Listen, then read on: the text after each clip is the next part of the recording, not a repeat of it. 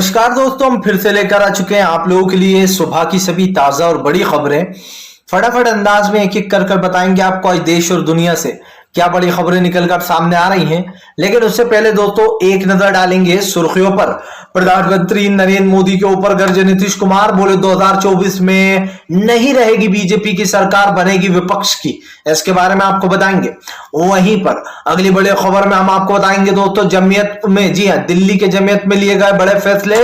दरअसल यूपी में मदरसों के सर्वे पर उठाए जा रहे हैं अब सवाल। बताएंगे कैसे योगी आदित्यनाथ के राज में मदरसों पर कब्जा जमाया जा रहा है। वहीं पर अगली बड़ी खबर में हम आपको बताएंगे दोस्तों प्रधानमंत्री नरेंद्र मोदी से मिली बांग्लादेश की शेख हसीना, क्या कुछ बातचीत हुई है उसके बारे में भी बताएंगे। वहीं पर अगली बड़ी खबर में हम आपको बताएंगे दोस्तों राशिद अल्वी का बीजेपी के ऊपर बड़ा हमला, बोले फिलहाल सीबीआई एनआईडी का हो रहा है दुरुपयोग, इसके बारे में भी आपको बताएंगे। वहीं पर दोस्तों आपको बता दें गुजरात में गरजे मोदी सरकार के ऊपर राहुल गांधी, बोले फिलहाल 300 यूनिट बिजली फ्री, 10 लाख युवाओं को नौकरियां और जो है बच्चों के लिए 3000 अंग्रेजी मीडियम स्कूल। बताएंगे क्या कुछ योजनाएं राहुल की गुजरात को लेकर।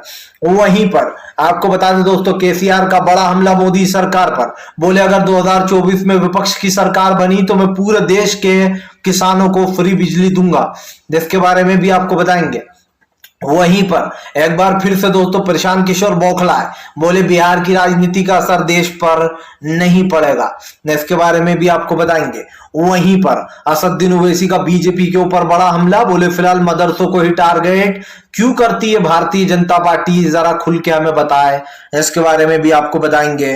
वहीं पर हेमंत सोरेन का बीजेपी के ऊपर बड़ा हमला, बोले फिलहाल 2024 में नहीं आने वाली भाजपा, सर्वे ने फोड़ दिया है बीजेपी वालों का भांडा।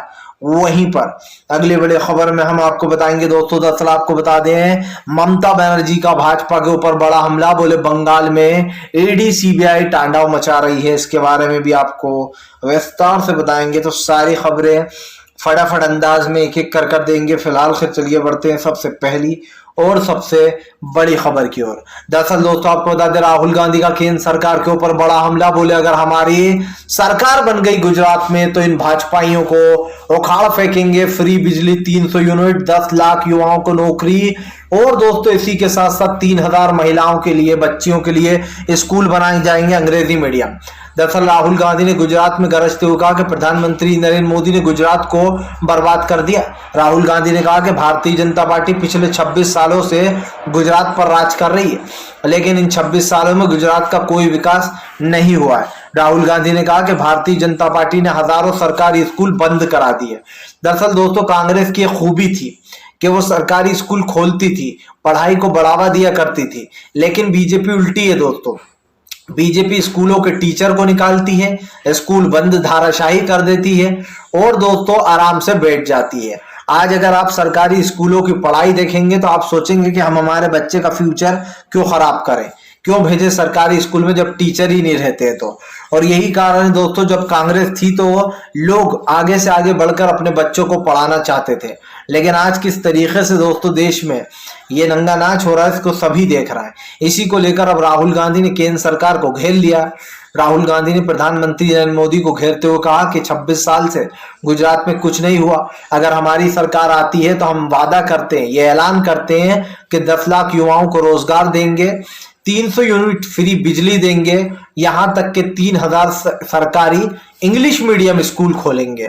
आपको बता दें दोस्तों राहुल गांधी ने उतना ही वादा किया है जितना वो निभाएंगे, और ये बात झुटलाई नहीं जा सकती है कि फिलहाल दोस्तों बीजेपी 26 साल से बिहार को बर्बाद करने में लगी है। एक मौका गुजरात वासियों से उम्मीद है मुझे कि वो कांग्रेस या आपको भी मौका देकर देखें।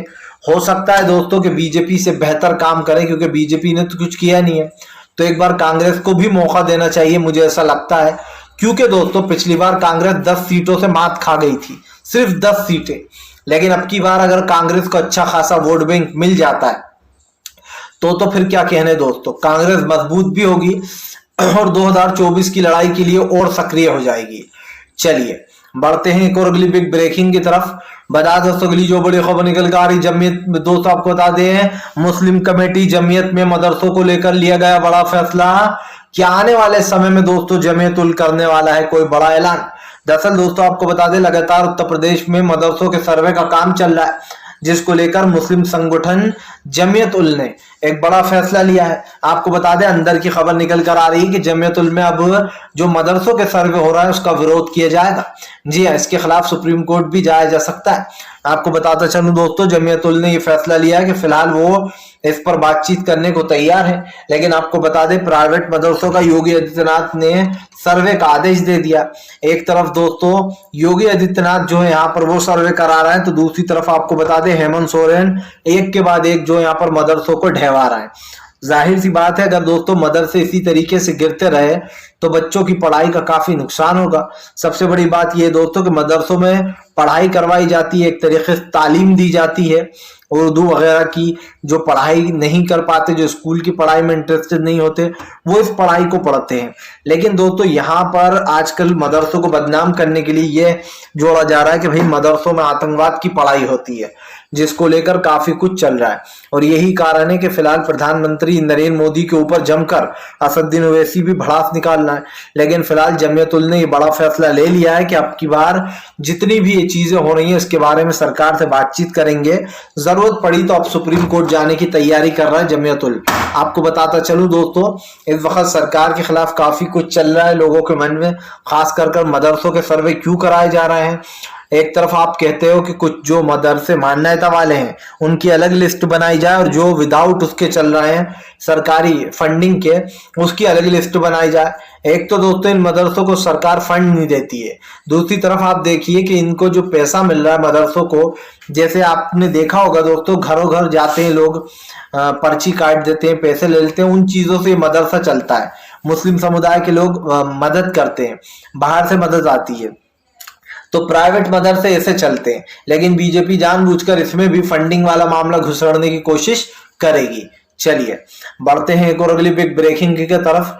बता दोस्तों अगली जो बड़ी खबर निकल कर आ रही है, आपको बता दोस्तों नीतीश कुमार का दिल्ली में मुलाकातों का दौर दोस्तों जारी। जी आपको बता दें, सीताराम येचुरी से मिले हैं नीतीश कुमार, भाजपा पर बोला बड़ा हमला। आपको बता दें नीतीश कुमार ने दोस्तों कल दिल्ली में कई लोगों से मुलाकात की है, लेकिन नीतीश कुमार की ये मुलाकातों का दौर अब रुकने वाला नहीं है। जाहिर सी बात है, नीतीश कुमार आगे की राजनीति के बारे में सोच रहे हैं और उनको अच्छे से पता है कि आगे की राजनीति कैसे करना है। इसीलिए दोस्तों आपको बता दें, नीतीश कुमार जो सीतारामन येचुरी से मिले हैं, उन्होंने मिलकर नीतीश कुमार ने बताया कि मुझे पीएम पद का कोई लालच नहीं है और ना ही मैं पीएम पद का उम्मीदवार हूं या कैंडिडेट हूं। मैं एक काम सौंपा गया है मुझे, जो काम मैं लेकर आया हूं। जाहिर सी बात है दोस्तों, कांग्रेस नीतीश कुमार पर काफी भरोसा करती है। पहले भी वो नीतीश पर भरोसा करती थी कांग्रेस, लेकिन नीतीश कुमार ने उधर बीजेपी से हाथ मिला लिया था। लेकिन अब की बार नीतीश समझ चुके हैं कि दरअसल बीजेपी अपनी पार्टियों को खा जाती है, और यही कारण है दोस्तों जो नीतीश कुमार ने यह ऐलान कर दिया है कि फिलहाल वो पूरी तरीके से कांग्रेस और विपक्षी दल के साथ है। नीतीश कुमार ने आपको बता दें सीतारमन से मुलाकात करने के बाद बोला कि हम भारतीय जनता पार्टी को हराने की पूरी कोशिश कर रहे हैं ताकि विपक्ष को एकजुट लाया जा सके। इसी के साथ साथ नीतीश कुमार ने यह भी कहा कि फिलहाल ये एक शुरुआत है और इस शुरुआत से ही दोस्तों अंत होगा बीजेपी का। देखिए दोस्तों, सरकार कहीं पर किसी की भी बने, बात वो नहीं है। बात यह है कि भारतीय जनता पार्टी पूरे देश में आज किस तरीके का आतंक पसार रही है, ये आपने और हमने बखूब देखा है। और इसीलिए हम कहते हैं दोस्तों कि फिलहाल आज जो राजनीति है उसको नीतीश काफी करीब से जान चुके हैं, नीतीश कुमार। इसीलिए उन्होंने भारतीय जनता पार्टी पर हमला बोल दिया है। नीतीश कुमार ने कहा कि जगह जगह सरकारें गिराकर गैर संवैधानिक तरीके से सरकारें बनाई जा रही हैं, सरकारी पैसे, जनता के पैसे का दुरुपयोग किया जा रहा है। करोड़ों रुपए दोस्तों आप समझिए सरकार गिराने में बांट दिए जाते हैं, लेकिन जनता के लिए मोदी सरकार के पास पैसा नहीं है। जब बात होती है सरकार की और बात होती है युवाओं के भविष्य की, तो दोस्तों मोदी सरकार हाथ खड़े कर देती है, कहती है कि हमारे पास तो नौकरी देने के लिए ही नहीं है। क्या दोस्तों इस बात को झुटलाया नहीं जा सकता कि प्रधानमंत्री नरेंद्र मोदी महंगाई को लेकर हमेशा जो है यहाँ पर चुपचाप रहते हैं। और दोस्तों हमने तो पहले भी कहा है, देखिए कि चाहे सरकार किसी की ही हो, लेकिन कम से कम युवाओं का भविष्य दोस्तों जिस तरीके से अंधकार में डाला जा रहा है, इससे पहले ये कभी नहीं हुआ। आप देखिए लोग फौज की भर्ती के लिए बहुत मेहनत करते हैं, खास करके युवा, लेकिन दोस्तों अग्निपथ योजना ला दी गई और उसमें दोस्तों सिर्फ 4 साल के लिए, 3 साल के लिए ही रखा जाएगा। अब ये कहना गलत तो नहीं होगा कि सरकार सिर्फ अपना फायदा देख रही है और किसी का नहीं। चलिए बढ़ते हैं एक और अगली बिग ब्रेकिंग की तरफ। बता दोस्तों अगली जो बड़ी खबर निकल कर आ रही, मनीष सिसोदिया का भारतीय जनता पार्टी के ऊपर बड़ा हमला, बोले शिक्षा का काम नहीं रोक पाएगी बीजेपी। दरअसल दोस्तों आपको बता दें, दिल्ली के डिप्टी सीएम जो है यहाँ पर जमकर भड़क गए मनीष सिसोदिया बीजेपी के ऊपर। उनका कहना है सीबीआई, ईडी और एनआई ये बीजेपी के पिट्टू बन चुके हैं, ये सिर्फ और सिर्फ हमारे ऊपर छापे मारेंगे बीजेपी के कहने पर, लेकिन ये हमारा काम रोक नहीं पाएंगे। दरअसल दोस्तों आपको बता दें, शिक्षा को लेकर आप अच्छा काम कर रही है, मनीष सिसोदिया बढ़िया काम कर रहे हैं। उनकी जो नीति है पढ़ाई की खास करके दिल्ली में दोस्तों बहुत ही बेहतरीन है, क्योंकि दोस्तों दिल्ली में आए दिन हम देखते थे कि जो भी था सिचुएशन पहले, लेकिन आज दिल्ली की सिचुएशन काफी बेटर है, खास कर पढ़ाई वगैरह जो बच्चों की होती है। लेकिन सबसे बड़ी बात यह है कि आपको पूरी तरीके से बीजेपी खत्म करने की कोशिश कर रही है, लेकिन इनकी सबसे बड़ी मुसीबत यह है दोस्तों कि आम आदमी पार्टी धीरे धीरे बड़ी बनती जा रही है और बीजेपी के लिए यही सबसे बड़ी मुसीबत है। बीजेपी ये कभी नहीं चाहेगी कि अरविंद केजरीवाल या फिर दोस्तों आप एक राष्ट्रीय पार्टी बन जाए, यानी कि दोस्तों कांग्रेस और बीजेपी के अलावा भी तीसरा ऑप्शन लोगों को मिल जाए। और यही कारण है जो भारतीय जनता पार्टी चाहती है कि बस देश में दो ही नहीं सिर्फ एक ही पार्टी रहे। आप देख लीजिए, बीजेपी तो कांग्रेस को भी धीरे धीरे खत्म करने की कोशिश कर रही है, जगह जगह उनकी सरकारें गिराई जा रही हैं और देश की बस मात्र एक पार्टी बनना चाहती है बीजेपी, ताकि ना हो मुकाबला, ना हो हारने का डर। लेकिन दोस्तों जब तक मुकाबला नहीं होता ना, तब तक खेल का असली मजा नहीं आता। और बीजेपी चाहे कितनी ही कोशिश कर ले, लेकिन दोस्तों बीजेपी को बड़ा झटका तो लगेगा और वो झटका 2024 में मिलेगा।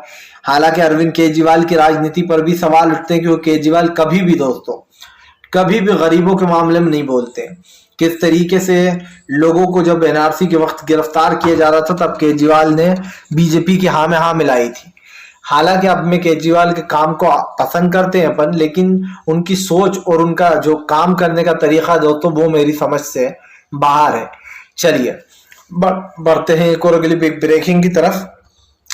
बता दोस्तों अगली जो बड़ी खबर निकल कर आ रही, तेलंगाना के दोस्तों सीएम केसीआर का बड़ा ऐलान, बोले अगर 2024 में गैर भाजपा सरकार बनी तो पूरे देश के किसानों को दूंगा बिजली फ्री।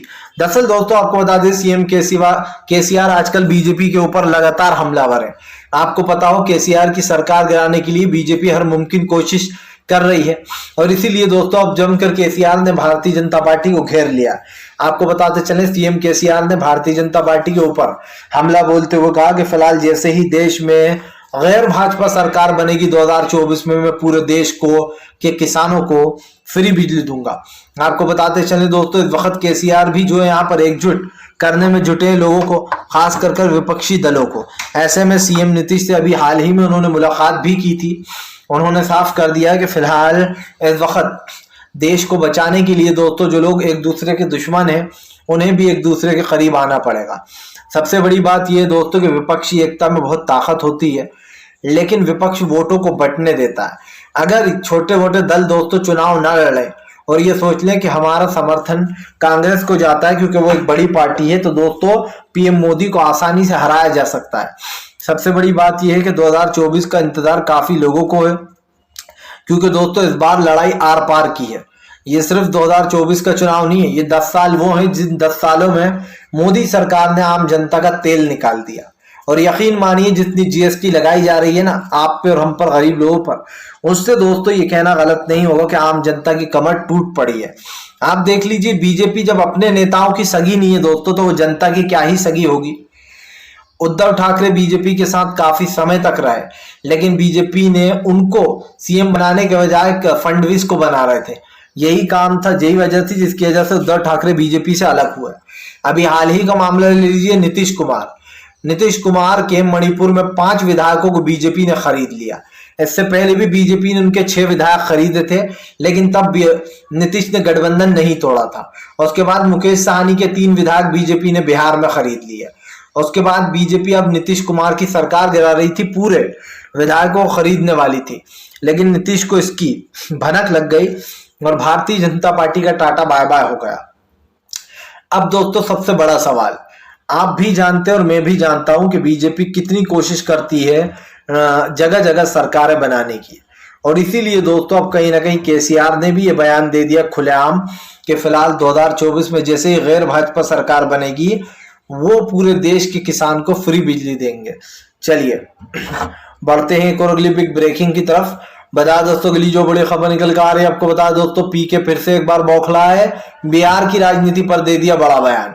दरअसल दोस्तों जब से पीके को कांग्रेस ने चुना नहीं है दोस्तों, ऐसा लगता है पीके बौखला उठे। पहले पीके का दोस्तों मैं बहुत बड़ा फैन था, उनकी रणनीति को भी पसंद करता था, लेकिन आजकल जो वो बयान दे रहा है वो मुझे पसंद नहीं आ रहा है। दरअसल दोस्तों प्रशांत किशोर ने फिर से एक बार बयान दिया है। प्रशांत किशोर का कहना है कि बिहार में जो घटनाक्रम हुआ है, मैं इसको पूरे देश का राजनीतिक घटनाक्रम नहीं मानता, बल्कि एक राज्य का ही घटनाक्रम मानता हूं, जो कि इसका असर पूरे देश पर नहीं पड़ेगा। जबकि दोस्तों ये आप भी जानते हैं कि बिहार एक सबसे बड़ा राज्य है और बिहार की राजनीति का असर दोस्तों पूरे देश पर पड़ता है। जब जब बिहार में उथल पुथल मची है दोस्तों, तब तब जो यहाँ पर राजनीति में भूचाल आया है। और भले ही प्रशांत किशोर कुछ भी कहते रहे, क्योंकि प्रशांत किशोर को कुछ मिल नहीं पा रहा है, इसलिए अब वो बौखला रहा है और बौखलाहट में प्रशांत किशोर नीतीश को ही घेरने में लगे हैं। लेकिन प्रशांत किशोर को एक बात समझ लेना चाहिए कि फिलहाल अब राजनीति काफी अलग हो चुकी है दोस्तों, और इस राजनीति में भारतीय जनता पार्टी को बहुत बड़े बड़े झटके लगेंगे आने वाले समय में। इसके बाद दोस्तों सरकार का कोई भविष्य होने वाला है नहीं, ये आप भी जानते हैं और मैं भी जानता हूं कि बीजेपी दोस्तों पूरी कोशिश कर रही है, लेकिन वो पूरी तरीके से बौखला चुकी है। और बौखलाहट भी ऐसी कि अब भारतीय जनता पार्टी को दोस्तों मौका मिलने वाला नहीं है, क्योंकि हम जानते हैं कि बीजेपी क्या कर रही है देश में। और 2024 के कहीं ना कहीं इस मुकाम पर आने के बाद दोस्तों लोगों को विश्वास है कि अब की बार विपक्ष की सरकार बनेगी कांग्रेस की, क्योंकि एक चीज ये भी है, दूसरी चीज ये भी है कि प्रशांत किशोर खुद भी रणनीतिकार है दोस्तों, बहुत अच्छे रणनीतिकार हैं, लेकिन प्रशांत किशोर आजकल जो बयानबाजी कर रहा है वो दिमाग से परे है। चलिए बढ़ते हैं एक और अगली बिग ब्रेकिंग की तरफ। बता दोस्तों अगली जो बड़ी खबर निकल कर आ रही, क्रिकेटर अर्शदीप के समर्थन में उतरे राघव चड्ढा, माता पिता से की मुलाकात। दरअसल दोस्तों आपको बता दें अंधभक्तों ने अश्मित, जी हाँ जो क्रिकेटर अश्मित थे दोस्तों, उनको घेर लिया है। आपको बताते चले दोस्तों क्रिकेटर अर्शदीप को इसलिए घेर लिया गया है क्योंकि उनके हाथ से केच छूट गया। केच छूटने के बाद अंधभक्तों ने उनको खालिस्तानी बता डाला, बोले ये अर्शदीप की वजह से ही भारत हारी है और ये जो है ये कहीं ना कहीं खालिस्तानी है। जिसके बाद दोस्तों जमकर अर्शदीप के समर्थन में ट्वीट हुए, लोग समर्थन में उतर गए कि ऐसी बात बिल्कुल नहीं है। इसी के साथ साथ दोस्तों बस गलती अर्शदीप की क्यों, आप समझिए वहां पर जितने भी बल्लेबाज थे या फिर गेंदबाज थे उन सबकी गलती है। सबने दोस्तों जिस तरीके से क्रिकेट खेला है वो सबको दिखाई दे रहा था। तो सिर्फ अर्शदीप के हाथ से सिर्फ एक कैच छूट जाने से दोस्तों क्या होने वाला था, अगर ये कैच नहीं हो जाता दोस्तों तब क्या होता, आप समझिए क्या तब इंडिया जीत जाता। सिर्फ बेचारे एक अर्शदीप पर यह आरोप लगाया जा रहा है, जबकि दोस्तों जब हमें हमेशा यही सिखाया जाता है कि खेल को खेल की तरह खेलो, हार और जीत तो लगी रहती है दोस्तों। हमने पाकिस्तान को कई बार हजारों बार हराया है, अभी हाल ही का जो मैच था उसमें पाकिस्तान हार गया। तो फिर इस चीज का असर जो बेचारे अर्शदीप पर क्यों। इससे पहले आपने देखा होगा कि जो यहाँ पर कई मुस्लिम मोहम्मद शमी जो हैं उनको घेर लिया था अंधभक्तों ने कि ये तो मुस्लिम है, इसकी वजह से ही हारे हैं, ये पाकिस्तान से मिला हुआ है। इससे उसके बाद जब शमी के सपोर्ट में जो विराट कोहली आए तो उनको भी वही कहने लगे, वो लोग गालियां बकने लगे। यानी कि दोस्तों ये लोग इंडियन क्रिकेटर तक की जो है यहाँ पर दोस्तों इज्जत नहीं करते हैं। ये लोग दोस्तों उसी थाली के चट्टे बट्टे हैं जिस थाली में से गंदी नाली के कीड़े निकलते हैं और गालियां बका करते हैं अपने देश स्वतंत्र सेनानियों को। फिलहाल अगर आपको हमारा वीडियो अच्छा लगे तो इसको लाइक करें, चैनल पर पहली बार आए सब्सक्राइब करें, पास में एक घंटी आएगी इसको भी दबाएं ताकि हर वीडियो की अपडेट दोस्तों आपको मिले।